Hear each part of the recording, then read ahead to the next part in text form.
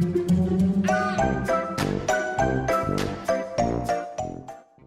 guys, Sandy here. Welcome back to the channel. Today I am making a card and I am going to be using this awesome jungle canopy stencil from Brutus Monroe. Obviously it is already a well-loved stencil because it's stained and all kinds of things. I'm going to play with some Chroma Glazes in yellow and lime, and I think I'm going to bring in this zebra because I kind of love him. So let's see what I can do.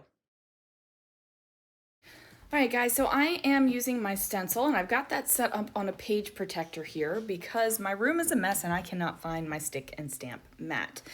The stick and stamp mat is something awesome that you can put your stencils over and work with, and I wish I could find it. So that is on the list. Clean the room, find the mat. Now I am taking some Chroma Glazes and I'm just putting them through varying spots on the stencil.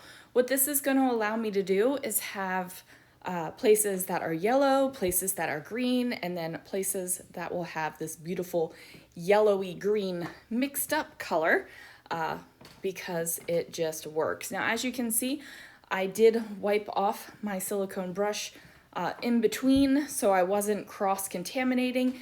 Now you might be cringing that I just wasted a whole bunch of product.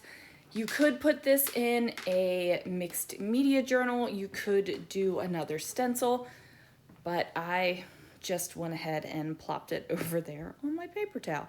So now I'm going to smooth out the product and pull my stencil off. So we're going to get rid of the page protector and pull off the stencil. It's like let go, and there I have my card base. Look at that. That is awesome.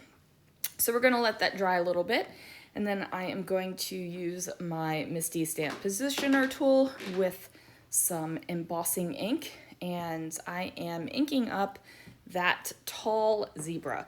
Now I do have to say I'm really partial to this tall zebra. I've used him before and made them pink, which I think was adorable. This time he's going to be more of a traditional color, and that's because I really want him to pop off of this background. So I used the clear embossing ink with the Brutus Monroe Raven embossing powder, and I am using my heat tool to go ahead and make that nice and bright and shiny and smooth and melty. And then I'm going to fussy cut him right on out, which of course I'm not doing in front of you. You only see the very little bit of it. Sorry about that, guys.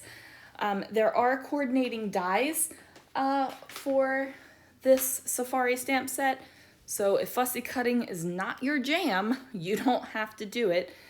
There are dies. So I cut him out and then I just trimmed up a little bit. I did leave a little bit of a white edge around the entire zebra, and now it is time to pick out a sentiment. So I went ahead and grabbed one that I thought would be appropriate and match the feeling that I had going on this card. I'm going to throw some of that white card stack, that's when you have a big old pile of it. Some of that white cardstock into the Misty again, and I am going to stamp it down. So once I stamp that, I am going to cut it out. I am using my detail ink, so I'm going to cut it out. I'm going to basically bannerize the edges of it. I'm going to mat that card panel on some black card base because I do love a black card base.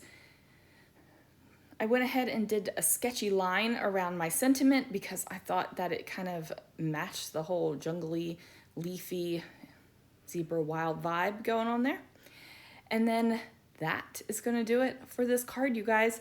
I love how this one turned out. Love. Probably my favorite card in a while. So anyways, thanks so much for watching, and I'll see you guys again real soon for another video.